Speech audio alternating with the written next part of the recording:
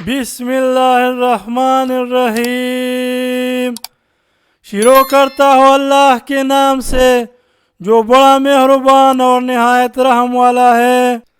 عبداللہ بن عمر بن عاص رضی اللہ تعالیٰ عنہ سے روایت ہے کہ انہوں نے نبی اکرم صلی اللہ علیہ وسلم کو فرماتے سنا، جب تم مؤذن کی آواز سنو تو تم بھی وہی کہو جو وہ کہتا ہے، پھر میرے اوپر درود بھیجو، اس لیے کہ جو شخص میرے اوپر ایک بار درود بھیجے گا اللہ تعالیٰ اس پر 10 بار اپنی رحمت نازل فرمائے گا۔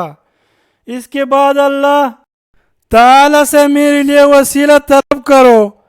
وسیلہ جنت میں ایک ایسا مقام ہے جو اللہ تعالیٰ کے ایک بندے کے علاوہ کسی اور کو نہیں ملے گا۔